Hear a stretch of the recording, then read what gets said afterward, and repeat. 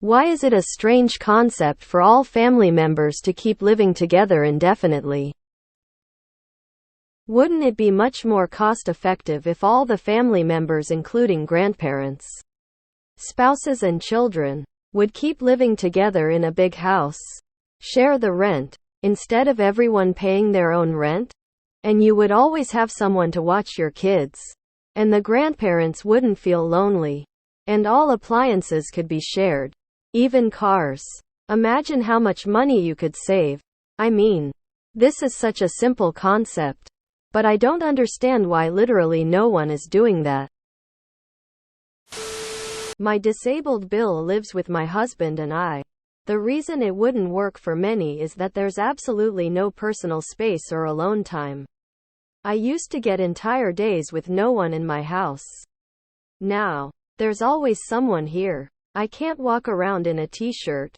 I can't leave the bathroom door open. I can't even sleep with my door open. Because I want my own house where I make my own rules. I actually love the idea of having a big house with all of the family in it. But that solves the financial problems and brings a ton of other problems. Like people wanting freedom to do whatever they want, especially the younger ones. Also, living in one big family doesn't automatically mean living in peace. One little beef between moms and her brother's wife and home becomes hell. So yeah, it's a good idea, boo it. I wouldn't do it. Sounds great if you have a harmonious family. Plenty don't. I would end up on Dateline or Forensic Files if this happened. This is normal in many cultures. Because we would kill each other. Indians do that. Leads to problems where the grandpa calls all the shots and no one has fun. Or he's cool and life is good. That used to be the norm. For me that would never work. I'm an introvert. I value my me time and my space and privacy with just my partner. Funnily enough, I know my mum feels exactly the same way. I'm the only daughter, so she confides in me a bit more. And she often tells me that she loves when everyone visits. And that she also loves when they leave again. She likes having the house to herself with just her and my dad. It's not strange, but I didn't choose my parents or brother, and I did choose my own family. I couldn't stand sharing a space with my dad or brother, for example. Nope. I do things my way. If my dad even comes to my house or on vacation with us, I tell him to fuck off with his computer and his cable news. Be present or get a hotel room. He stopped coming. After 3 generations with 2 kids each, you've got 14 adults living under one roof when the 3rd generation gets married. Add 8 kids when they pop out that 4th generation.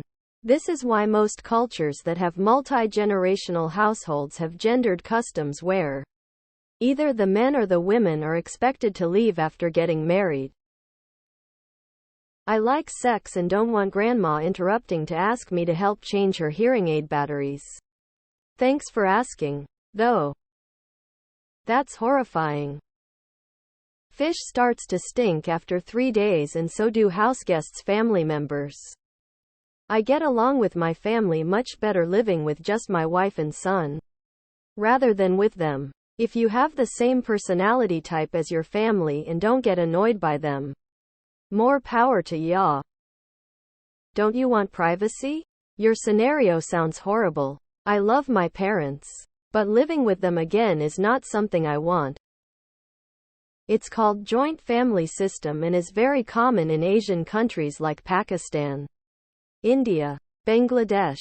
It offers many benefits but also comes with a whole host of other problems. It is a trade-off, which may work well for someone but not for someone else. Nope. I dislike this idea. I'd hate that so much. I'm a single woman with a social life. I like having people over. I couldn't do that if I lived with my mother. That wouldn't happen. Do you know anyone who has done it before?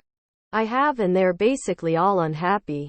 In conservative countries with no real alternatives, people can learn to come to terms with it. However, as soon as they get the chance, they want their own space and freedom. In rural areas, people can build big houses, but it's not possible in cities. Privacy is obviously a big thing, as well as older generations not wanting to let go of the matriarch role. If this truly was a good idea, you'd know, because more people would do it. Especially when given the alternative to start their own family in their own home. Plan would imply that family financial expenses would decrease while societal homicide rates would increase. Oh gosh, that sounds awful, lol. Because you will not have any privacy. You may not want your family to know that you are swingers and have sex parties. I'm trying to visualize how big of a house we would actually family is huge. Like my grandma has 11 kids. Who then had kids, so I now have well over 20 cousins. Add in their partners and kids. Some of them now adults and having partners and eventually kids. That is a shitload of people in one house. LMAO. I would love to live with my family if they weren't judgmental, toxic, controlling, disinterested people. Bringing a girl home sucks when you live with your parents. Because in the US the nuclear family has become the norm since the end of World War II. Before that, even in the US people lived with extended families. Due to economics it will revert to that again. We are just in a transition period. Privacy. Where I live that's kind of common. Personally, I don't like it. I want some level of freedom and privacy that a house with my grandmother, mother and sister wouldn't bring. I was lucky I could buy a big apartment. Very well located at a nice price. It has its quirks, but we fixed them one by one and now it's pretty nice. If everyone wants it and gets along marvelously, then sure. However, that often is not the case. And your list of pros comes with some assumptions there. I don't want my mom knowing how hard I clap cheeks. Which sibling gets to grow old in mom and dad's house? I'm one of 4. Are you saying my divorced? But we'll ignore that fact. RN parents will reside in a home with 4 immediate families under the same roof? That's 5 couples and likely a dozen kids. Assuming you're speaking of 2 adults from each generation, a pair being the married couple, does only the golden child get this free childcare and tiny rent?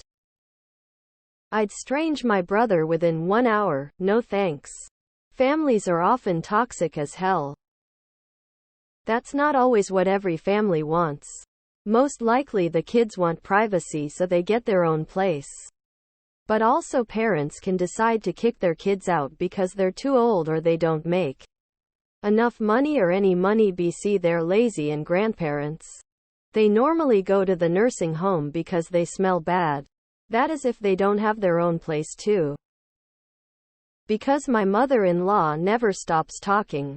And because my own mother is sick of all our shit. Ha ha ha, it's hilarious that you think nobody is doing that. In the US, that's not the norm. But it is in a lot of developing countries. And immigrants from those countries.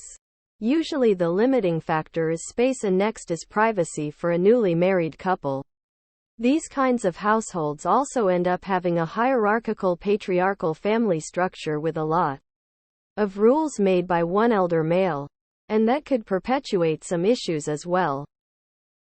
In my experience, it is difficult for parents to transition out of their role as a parent. This means either the child clashes with the parent or does not develop maturity and the ability to do certain life skills. Mostly for men though. You clearly haven't met my mother. I don't like being with my family for more than a couple hours once every few months. There are a lot of things I'd rather do than live with my mom. I can't write any of them here, though. Not with my family. Maybe if you have an emotionally healthy family.